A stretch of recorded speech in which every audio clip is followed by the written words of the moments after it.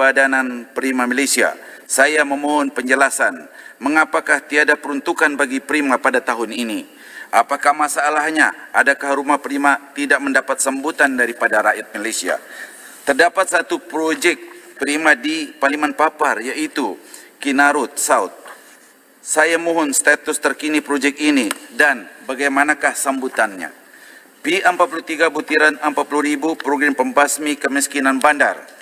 Tuan Pengurusi diperuntukkan 57.6 juta ringgit bagi tahun hadapan. Walaupun berlaku kenaikan berbanding tahun ini, yang menjadi persoalan kepada saya ialah apakah jenis dan bentuk bantuan yang diberi.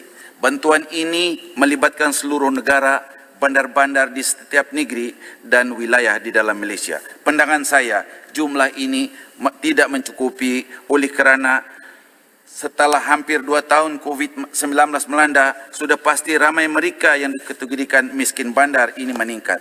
Disebabkan ramai yang tidak dapat mencari rezeki secara konsisten dan juga yang tidak bekerja. Saya juga ingin mendapatkan data daripada kerajaan, berapa ramaikah anak-anak Sabah yang bekerja di bandar-bandar di seluruh negara yang dikategorikan sebagai miskin bandar yang boleh dibantu di bawah peruntukan ini. P43 butiran 100,010 projek kecil di kawasan pihak berkuasa tempatan. Peningkatannya agak besar, iaitu 84 juta di bawah butiran ini. Pertama, saya ingin tahu senarai dan jenis projek-projek di bawah butiran ini. Apakah projek yang selalu dilaksanakan pihak berkuasa tempatan di Sabah? Kedua, melalui projek-projek ini, bagaimanakah kementerian dapat membantu dan memajukan PBT di Sabah, khususnya PBT di Papar dalam proses pembangunan fizikal dan sosioekonomi rakyat di Sabah serta meningkatkan taraf hidup masyarakat setempat. Ketiga, saya mohon agar diberikan perhatian dan peruntukan bagi memperbaiki sistem perparitan dan longkang yang tidak sempurna di Parlimen Papar yang menjadi antara punca berlakunya kejadian banjir semakin teruk. Ini berlaku di Pakan Kinarut, perumahan sekitarnya, Pakan Papar di mana parit-parit tidak diselenggarakan.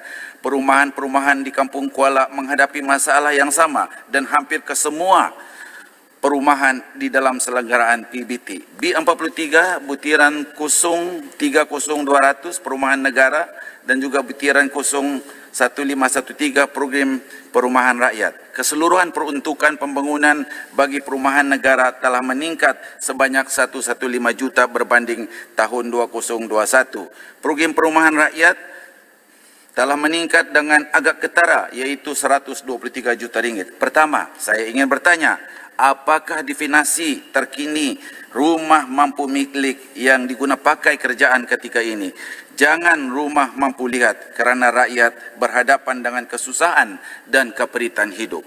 Kedua, sekiranya kerajaan akan menetapkan satu harga siling dan saiz rumah di bawah kategori rumah mampu milik, bagaimanakah kementerian dapat memastikan syarikat swasta dapat mengikuti sepenuhnya polisi tersebut? Adakah kerajaan akan memberi bantuan ataupun subsidi untuk bahan-bahan